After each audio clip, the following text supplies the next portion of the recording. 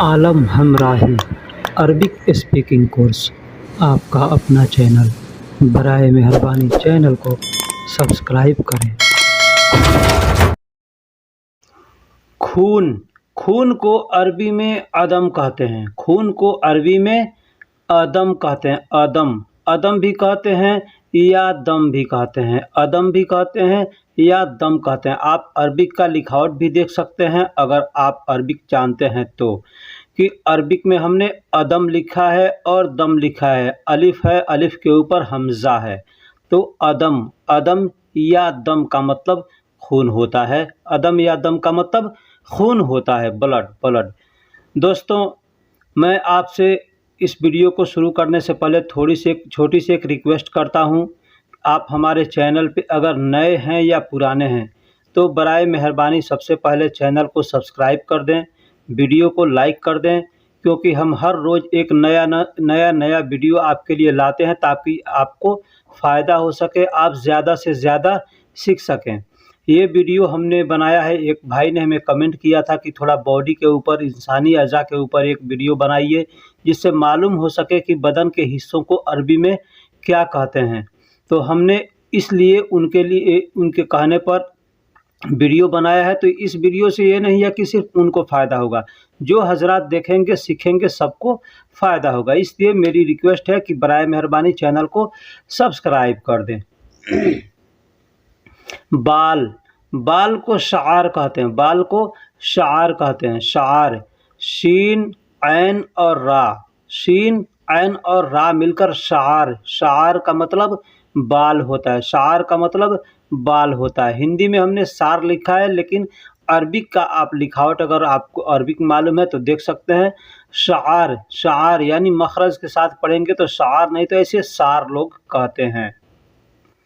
सिर सिर को अरबी में रास कहते हैं। रास सिर को अरबी में रास कहते हैं। सिर को यानी हेड को, इंसान के हेड को या किसी भी चीज़ का हेड है, सिर है, मुंडी है, उसको रास कहते हैं। रास लिखावट में अरबिक में अलिफ और लाम शुरू में आता है तो उसको अल रास कहते हैं, लेकिन रास आप बोल सकते हैं रास। रास का मतलब सिर होता है। रास का मतलब सिर होता है। ज़ुबान ज़ुबान यानी जीभ। जीभ को अरबी में लिसान कहते हैं। जीभ को अरबी में लिसान कहते हैं। जीभ को अरबी में लिसान कहते हैं। जीभ या ज़ुबान को, जिससे हम ये बोलते हैं, उस ज़ुबान को लिसान कहते हैं। लिसान लिसान अरबिक में लिसान कहते हैं। हिंदी और उर्दू में हम जीभ कहते हैं या ज़ुबान कहते हैं, लेकिन अरबी में लिसान कहते हैं। हाथ हाथ को अरबी में यद कहते हैं या यदुन कहते हैं। यदुन या यद कहते हैं। यद कहते हैं या यदुन कहते हैं। यदुन लिखावट में यदुन आता है, या और दाल के ऊपर दो पेश होता है, लेकिन हमने पेश नहीं दिया है, सिर्फ यद लिखा है। ठीक, तो आपके सामने यदुन आए या यद आए, आप उसका मतलब हाथ समझिएगा। हाथ को अरबी में यद कहते हैं या यदुन कहते हैं। पैर पैर को अरबी में कदम कहते हैं। पैर को अरबी में कदम कहते हैं। पैर किसे कहते हैं? पैर जो हमारा सबसे निचला जो हिस्सा होता है, जिससे हम चलते हैं, जो हमारे पैर का पंजा है, उसको हम पैर कहते हैं, उसको पैर कहा जाता है। तो पैर का मतलब कदम होता है। पैर को अरबी में कदम कहते हैं। कदम कदम यानी पैर, कदम यानी पैर। अरबी में पैर को कदम कहते हैं या गदम कहते हैं। खल्फ यानी पीठ को खल्फ कहते हैं। पीठ हो या पीठ के पीछे या पीठ को खल्फ कहते हैं। पीठ को अरबी में खल्फ कहते हैं। ये खल्फ जो है पीछे के लिए भी इस्तेमाल किया जाए, जैसे लोग कहते हैं पीछे देखो, यानी ये खल्फ सूफ मतलब पीठ के पीछे देखो। तो खल्फ का मतलब पीठ होता है और पीछे के लिए भी खल्फ का इस्तेमाल करते हैं। पेट पेट यानी पेट को अरबी में बतन कहते हैं। पेट को अरबी में बतन कहते हैं या मैदा कहते हैं। मैदा उर्दू अल्फाज भी है और अरबिक अल्फाज भी है। ठीक है, तो पेट कहते हैं हम लोग। पेट को अरबी में बतन भी कहते हैं या मैदा भी कहते हैं। मैदा मैदा कहते हैं उसको जिसमें खाना हमारा पचता है, उसको मैदा कहते हैं। अरबिक में उसे बतन कहते हैं, अरबिक में उसे बतन कहते हैं। बतन यानी पेट। दिमाग, दिमाग को अरबी में अल-मुख कहते हैं। मुख, मुख यानी दिमाग। दिमाग को अरबी में मुख कहते हैं। आपने सुना होगा लोग कहते हैं माफ़ी मुख, यानी दिमाग नहीं है, दिमाग खाली है। माफ़ी मुख यानी दिमाग नहीं है, तो वही मुख है। मुख का मतलब दिमाग होता है, मुख का मतलब दिमाग होता है, जिसको इंग्लिश में ब्रेन कहते हैं या भेजा कहते हैं। हिंदी में भेजा कहते हैं या दिमाग कहते हैं, ठीक। चेहरा, चेहरा को अरबी में वजह कहते हैं। चेहरा को अरबी में वजह कहते हैं। वजह, वजह यानी चेहरा। चेहरा, चेहरा हमारा क्या है? चेहरा का मतलब ये हमारा जितना है, दाढ़ी है, आँख है, नाक है, ये सारा जहाँ फिट है, इसको हम लोग चेहरा कहते हैं। चेहरा, तो उसको अरबिक में वजह कहते हैं, उसको अरबी में वजह कहते हैं। वजह, वजह यानी चेहरा, वजह यानी चेहरा। गर्दन को अरबी में रक़बा कहते हैं। गर्दन को अरबी में रक़बा, रक़बा, रक़बा यानी गर्दन। गर्दन को अरबी में रक़बा कहते हैं। गर्दन को अरबी में रक़बा। रा और बड़ा काफ, रक़बा या रग़बा। रग़बा भी लोग कहते हैं रग़बा, इसलिए कि काफ को लोग ग की तरह पढ़ते हैं, तो अगर ग की तरह पढ़ेंगे तो रग़बा होगा और नहीं तो रक़बा। रग़बा या रक़बा दोनों कह सकते हैं। आँख, आँख को अरबी में ऐन कहते हैं। आँख को अरबी में ऐन कहते हैं। ऐन, ऐन का मतलब आँख होता है, यानी एक आँख को कहना होगा तो ऐन कहेंगे, दोनों आँखों को कहना होगा तो अयून कहेंगे। अयून, अयून यानी आँखें, अयून यानी आँखें। आँख को अरबी में ऐन कहते हैं और आँखें यानी दोनों आँखों को कहना होगा, यानी जमा है अयून। अयून मतलब आँखें। नाक को अरबी में खसम कहते हैं। नाक को अरबी में खसम कहते हैं। खसम, खसम यानी नाक। खसम को, नाक को अरबी में खसम कहते हैं। नाक को अरबी में खसम कहते हैं, जिसको इंग्लिश में नोज कहते हैं, ठीक है। तो अरबी में उसको खसम कहते हैं। हम लोग हिंदी में, उर्दू में नाक कहते हैं। नाक, नाक यानी अरबिक में उसको खसम कहते हैं। खसम, खसम, खसम। अब इसी से मिलता जुलता एक अल्फाज है, इसको हमने यहाँ पे दे दिया, जैसे खसम। अभी मीम हटा देंगे, वहाँ बा लगा देंगे तो खसब हो जाएगा। तो खसब का मतलब लकड़ी होता है। खसब का मतलब लकड़ी होता है। ये हमको अल्फाज यहाँ देना नहीं था, लेकिन हमने ये खसब इसलिए दे दिया ताकि मिलता जुलता अल्फाज है ना, आदमी को ध्यान में आएगा तो बोलेगा अरे खसम का मतलब तो वो नाक बताया है, तो ये खसब का मतलब लकड़ी कहाँ से हो गया, ठीक। तो ये खसब होता है। मुँह, मुँह यानी फम, मुँह यानी फम। मुँह किसको कहते हैं? जिसमें हम लोग खाना खाते हैं, तो जब दोनों होठों को खोलेंगे तो उसको क्या कहेंगे? मुँह। तो उस मुँह को अरबी में फम कहते हैं। फम, फम, मुँह को अरबी में फम कहते हैं। मुँह को अरबी में फम कहते हैं। फम, हम लोग मुँह पूरे चेहरा को भी मुँह आदमी कहता है, लेकिन जो मुँह हो, दोनों होठ जब खुलेगा तो मुँह दिखता है, तो उस मुँह को फम कहते हैं। होठ, होठ को अरबी में शफ़ा कहते हैं। होठ को अरबी में शफ़ा कहते हैं। शफ़ा, शफ़ा, होठ को अरबी में शफ़ा कहते हैं, लेकिन यही दोनों होठ जब कहना होगा तो शफ़ायफ़ कहेंगे। दोनों होठ को, ऊपर के और नीचे को, दोनों होठ को जब कहना होगा तो शफ़ायफ़ कहेंगे। शफ़ायफ़ यानी होठ की जमा है शफ़ायफ़। एक होठ को शफ़ा कहेंगे, दोनों होठ को शफ़ायफ़ कहेंगे। शफ़ायफ़। होठ, होठ को शफ़ा कहते हैं। होठ को अरबी में शफ़ा कहते हैं। शफ़ा। और होठ, होठ का एक और अरबिक अल्फाज है, वो भी हम आपको बतला रहे हैं। होठ को अरबी में दूसरा जो अल्फाज है उसको बुरतुम कहते हैं। बुरतुम, बुरतुम, बुरतुम। बे, रा और तो मीम मिलकर बुरतुम होता है। तो एक होठ को कहना होगा तो बुरतुम कहेंगे, और दोनों होठ को कहना होगा तो बुरातिम कहेंगे। दोनों होठ को बुरातिम कहेंगे। बुरातिम यानी होठ की जमा है बुरातिम। आँख, ये आँख के ऊपर का जो बाल होता है, आँख के ऊपर का जो बाल देख रहे हैं आप, उसको हम लोग अरबी में, उर्दू में भौहें कहते हैं। भौहें, भौहें कहते हैं, ठीक है। तो उसको अरबिक में हाजिब कहते हैं। हाजिब, हाजिब, हाजिम यानी भौहें, जो आँख के ऊपर की बाल है। एक तो आँख पर बाल होता है, एक आँख के ऊपर जो बाल है वो माथे के ऊपर, माथे पर, उसको भौहें कहते हैं। तो उसको अरबी में हाजिब कहते हैं, हाजिब। गाल, गाल को अरबी में खद कहते हैं। गाल को अरबी में खद कहते हैं। गाल को अरबी में खद कहते हैं। इंग्लिश में चिक कहते हैं, तो उसको गाल को अरबी में खद कहते हैं। खद, खद यानी गाल। उर्दू में रुखसार कहते हैं, हिंदी में गाल कहते हैं, या हिंदी में भी गाल कहते हैं और उर्दू में भी, उर्दू एक उसका अल्फाज है जिसको रुखसार कहते हैं। तो रुखसार को अरबी में खद कहते हैं, खद। जबड़ा, जबड़ा जो आदमी का होता है, ये नीचे का हिस्सा एक होता है दाढ़ी वाला और ऊपर का हिस्सा होता है नाक वाला।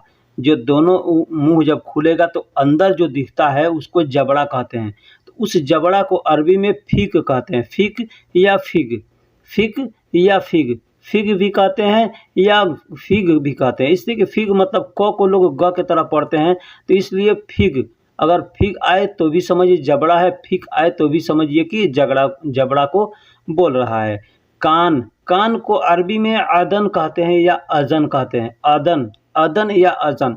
देखिए लिखावट में अलिफ और जा और नून है, जाल और नून, तो अजन होता है, लेकिन लोग बोलने के लिए अदन अदन बोलते हैं। जैसे हाजा होता है और हादा लोग बोलते हैं, ठीक उसी तरह से अजन है या इजन है, उसको लोग अदन अदन बोलते हैं। ठीक है, अजन या अजन। कान को दूसरा समूह भी कहते हैं। कान का दूसरा अरबिक है जिसको समूह कहते हैं। समूह, समूह। कान को अरबी में समूह भी कहते हैं। समूह, समूह, सीन मीम वाव ऐन मिलकर समूह यानी कान। समूह यानी कान। कान को अरबी में समूह कहते हैं। कान को अरबी में समूह कहते हैं। समूह, हिंदी और उर्दू में कान कहते हैं, अरबी में समूह कहते हैं। हथेली, हथेली को अरबी में कफ या गफ कहते हैं। कफ या गफ कहते हैं। कफ भी कहते हैं और गफ भी कहते हैं। हथेली, हथेली क्या होता है? हाथ का हमारा जो पंजा है उसमें उंगलियों को छोड़ देंगे तो जो बीच का जो पंजा बचेगा उसको हथेली कहते हैं। तो उस हथेली को अरबी में गफ कहते हैं। गफ या कफ, गफ या कफ। हमने उर्दू में भी लिखा है कफ, लेकिन लोग बोलने के लिए गफ या कफ दोनों बोलते हैं। ठीक। बाजू, बाजू को दरा बोलते हैं। बाजू को दरा बोलते हैं। बाजू, बाजू यानी हमारा दोनों तरफ का बाजू होता है ना, तो एक जानिब के बाजू को किसी को भी बोलना हो तो दरा बोलेंगे। दरा या ज़रा, अरबिक में हमने ज़रा लिखा है लेकिन हिंदी में दरा लिखा है, इसलिए कि ज़रा को लोग दरा बोलते हैं। तो ज़रा या दरा दोनों अल्फाज आपके सामने आए तो आप समझे कि ये बाजू को कह रहा है, दरा या ज़रा। मेरा सीना, सीना, सीना जो होता है इंसान का या किसी भी चीज़ का, सीना को अरबी में सदरी कहते हैं। सीना को अरबी में सदर कहते हैं। सदर, सदर। लेकिन वही कहना होगा मेरा सीना तो सदरी, यानी किसी भी अल्फाज के हम लास्ट में अगर या मिला देंगे तो वो मेरा हो जाएगा। ठीक है, मेरा। कोई भी सामान है, कोई भी चीज़ है, उसके लास्ट में अगर आप में या मिला देंगे तो मेरा हो जाता है। सदर का मतलब सीना होता है। सदर का मतलब सीना और सदरी का मतलब मेरा सीना। सदर का मतलब सीना होता है। सीना यानी छाती, चेस्ट आदमी का होता है जो आगे का हिस्सा, उसको सीना कहते हैं हम लोग। तो अरबी में उसको सदर कहते हैं। अरबी में उसको सदर कहते हैं। सदर यानी सीना। सदर का मतलब सीना। सदरी कहेंगे तो मेरा सीना, सदरी का कहेंगे तो मेरा सीना, सदर कहेंगे तो सीना। कंधा, कंधा को अरबी में कतफ कहते हैं। कंधा को अरबी में कतफ कहते हैं। अगर कोई गतफ कहे आपके सामने तो भी समझिएगा कि वो सीना, कंधा को बोल रहा है। कंधा को कतफ कहते हैं। कतफ, कतफ। लेकिन लोगों को आदत है काफ को ग बोलने का। ठीक है, और जो लोग अच्छे पढ़े लिखे हैं वो लोग ऐसा गलती नहीं करते हैं, वो लोग साफ बोलते हैं। लेकिन कुछ लोग हैं जो गतफ गतफ कहते हैं। ठीक। उंगली, उंगली को असबा कहते हैं। असबा, असबा। उंगली को फिंगर जो होता है हमारा उसको असबा कहते हैं। असबा, असबा। असबा का मतलब उंगली, उंगली। असबा का मतलब उंगली, जिसको इंग्लिश में फिंगर कहते हैं। इंग्लिश में फिंगर कहते हैं।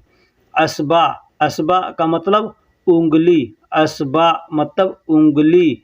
अंगूठा, जो अंगूठा हमारा होता है सबसे मोटा वाला जो उंगली होता है साइड का, उसको अबहा कहते हैं, अबहाम। अबहाम यानी अंगूठा। अबहाम का मतलब अंगूठा। अंगूठा को अरबी में अबहाम कहते हैं।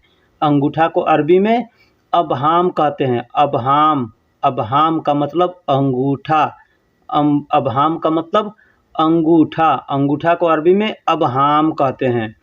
पुष्ट, पुष्ट को जहर भी कहते हैं। जहर, जहर। पुष्ट यानी पीठ। पीठ को हमने बताया कि पीठ को खल्फ भी कहते हैं, लेकिन उसका दूसरा अरबी है जहर। पुष्ट को अरबी में या पीठ को अरबी में जहर भी कहते हैं। जहर, जहर, दहर या दहर कह सकते हैं। दहर या जहर। ये जोहर नहीं है, जोहर एक नमाज होता है का नाम है, तो जोहर नहीं है, जहर है, जहर या दहर कह सकते हैं। दहर कह सकते हैं यानी पीठ को, पुष्ट को। कुल्हा, कुल्हा जो आदमी का होता है, ये रान के पास जो वो कमर से नीचे, तो उसको कुल्हा कहते हैं ना। तो कुल्हा को अरबी में अरदाफ कहते हैं। अरदाफ, अरदाफ यानी कुल्हा। अरदाफ यानी कुल्हा। अरदाफ, अरदाफ यानी कुल्हा। अरदाफ, अगर यही दोनों कुल्हा को कहना होगा तो अरदाफिन कहेंगे। अरदाफिन या अरदाफ का मतलब कुल्हा होता है। कुल्हा, कुल्हा को एक और अरबिक है जिसको विर्क कहते हैं। विर्क, कुल्हा का एक और अरबिक है जिसको विर्क या विर्ग कहते हैं। विर्ग भी कह सकते हैं या विर्क भी कह सकते हैं। विर्ग या विर्क आपके सामने कोई बोले तो आप समझिए कि ये कुल्हा को बोल रहा है। कुल्हा को विर्क या विर्ग, विर्क या विर्ग, विर्क भी कह सकते हैं या विर्ग भी कह सकते हैं। जैसा मैंने बताया कि काफ को ग लोग पढ़ते हैं, ग की तरह बोलते हैं, तो विर्क या विर्ग आए तो उसका मतलब कुल्हा होता है। टांगे, टांगे यानी दोनों टांगों को सिकान कहते हैं। सिगान, सिकान, सिकान। देखिए सिकान हमने लिखा है अरबिक में, अब उसको बोलने के लिए, पढ़ने के लिए लोग सिगान भी कहते हैं। सिगान, सिगान। तो आप सिगान भी कह सकते हैं या सिकान भी कह सकते हैं। सिकान, सिकान। तो सिगान कहना होगा तो सिकान नहीं कहेंगे, सिकान। बड़ा काफ अंदर के हलक से निकलता है तो सिकान या सिगान कह सकते हैं।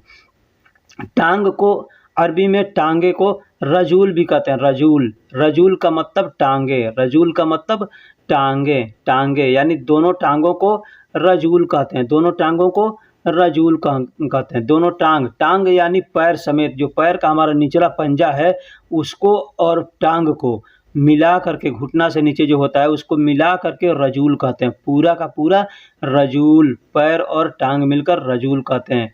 और सिर्फ टांग, टांग यानी पैर समेत वही बताएं, रिजल भी कहते हैं। रिजल, रिजल भी कहते हैं। रजूल अभी मैंने बताया कि रजूल कहते हैं, तो रजूल भी कहते हैं या रिजल भी कहते हैं। बहुत से लोग रिजल कहते हैं या रजूल कहते हैं, ठीक।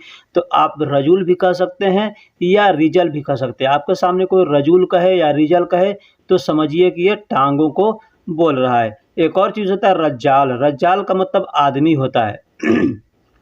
तो ये सुनने में कोई बोले तो उसको ध्यान दीजिए कि रज्जाल तो नहीं बोला है, रज्जाल का मतलब आदमी होता है।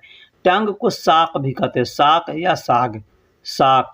साक अरबिक में लिखा है तो साक बड़ा काफ है, तो जैसे मैंने बताया कि क को ग लोग बोलते हैं, तो साग अगर कोई कहे तो साग भी आप कह सकते हैं या साक भी कह सकते हैं, यानी टांग को साक। तो ये टांग कौन सा है, जो हमारे पंजे से ऊपर और घुटने से नीचे जो होता है उसको टांग कहते हैं, तो वो साक है। रान, रान यानी जांग, आदमी का जो जांग होता है किसी, तो उसको फ़खद कहते हैं। फ़खद, फ़खद, फ़खद भी कह सकते हैं या फ़खज़ भी कह सकते हैं। फ़खज़ भी कह सकते हैं या फ़खद, फ़खद। अगर आपको अरबिक मालूम है, उर्दू मालूम है, तो आप उर्दू का लिखावट भी देख सकते हैं कि फ़खज़, जाल से हमने लिखा है फ़खद यानी फ़खज़, तो उसको फ़खद भी बोल सकते हैं या फ़खज़ भी बोल सकते हैं। फ़खद भी बोल सकते हैं या फ़खज़ भी बोल सकते हैं, मतलब रान। घुटना, घुटना को अरबी में रुकब कहते हैं। रुकब भी कहते हैं या रुकबा भी कहते हैं। घुटना को अरबी में रुकब भी कहते हैं या रुकबा भी कहते हैं। रुकबा, रुकबा या रुकब। अब ध्यान दीजिएगा, नमाज पढ़ते हैं तो रुकू करते हैं, तो रुकू का हालत क्या होता है, घुटने के बल पे आदमी खड़ा होता है तो रुकू कहता है ना, तो ठीक उसी से बना है रुकबा। रुकबा यानी घुटना, रुकबा यानी घुटना। जोड़ को अरबी में जो जोड़ होते हैं, पंजे का जोड़ हुआ, घुटने का जोड़ हुआ, फिल्ली का जोड़ हुआ, उसको मुफासिल कहते हैं। मुफासिल, मुफासिल यानी जोड़, मुफासिल यानी जोड़, यानी वहाँ पे फासला होता है थोड़ा सा, तो फासला होता है इसीलिए उसको मुफासिल कहा जाता है। मुफासिल यानी जोड़। तो जो हिस्से का, बदन के हिस्सों का जो जोड़ होता है उसको मुफासिल कहते हैं। कोई भी जोड़ होगा उसको मुफासिल कहेंगे। हाथ का जोड़ है, घुटने का जोड़ है। फेफड़ा, इंसान का जो फेफड़ा होता है उसको रिआ कहते हैं। रिआ, रिआ, रा, हमजा और हा, छोटा हा मिलकर रिआ होता है। रिआ, रिआ का मतलब फेफड़ा। इंसान का जो फेफड़ा होता है उसको रिआ बोलते हैं। रिआ, रिआ का मतलब फेफड़ा, रिआ का मतलब फेफड़ा। इंसान का जो फेफड़ा है उसको रिआ बोलते हैं। रिआ, रिआ। गुर्दा, गुर्दा को किल्ली या किला, किला बोलते हैं। किला, गुर्दा को अरबी में किला बोलते हैं। किला, देखिए लिखावट में हमने दो लिखावट लिखा है, दोनों लिखावट लोग पढ़ते हैं और लिखते हैं किला, किला, किला यानी गुर्दा। गुर्दा को अरबी में किला बोलते हैं। गुर्दा को अरबी में किला बोलते हैं। किला, किला, किला नहीं, अपने यहाँ जो किला कहते हैं वो किला नहीं, ताजमहल का किला नहीं, किला ना। पित्त, पित्त जो होता है आदमी का, पित्त होता है ना, पित्त, वो पित्त या पित्ता लोग कहते हैं, पित्ता भी कहते हैं या पित्त भी कहते हैं। हम लोग इंडिया में तो पित्त ही कहते हैं। तो उसको मराह कहते हैं। अलमराह, अलमराह, अलमराह यानी पित्ता, पित्ता या पित्त।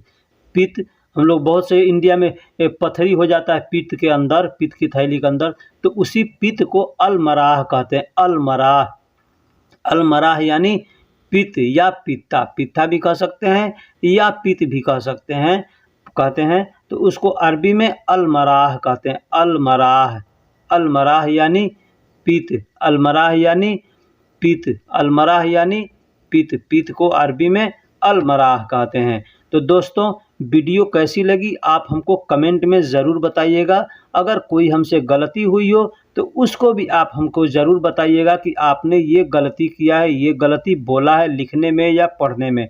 ठीक, इसलिए कि हम भी इंसान है भाई, हमसे भी गलती होती है। और आवाज़ की थोड़ी सी हमको खांसी है, बहुत दिन से ठीक नहीं हो रहा है। ठीक है, तो इंशाल्लाह ठीक हो जाएगा। इसकी वजह से थोड़ी आवाज़ में भी परेशानी आती है। और वीडियो कैसी लगी हमको बताइएगा। और आप हमारे चैनल पे नए हैं या पुराने हैं तो भाई चैनल को सब्सक्राइब कीजिएगा और वीडियो को लाइक कीजिएगा और अपने दोस्तों में भी शेयर कीजिएगा, ताकि आपके दोस्त जो हैं वो भी इससे फ़ायदा उठा सकें। ठीक है, आपके दोस्त जो हैं उससे वो भी फ़ायदा उठा सकें। अपने दोस्तों की भी मदद की जाती है, कुछ इस तरह से या कुछ उस तरह से, जैसे भी हो सके। तो फिर मिलेंगे अगले वीडियो में। आलम हमराही अरबिक स्पीकिंग कोर्स, आपका अपना चैनल।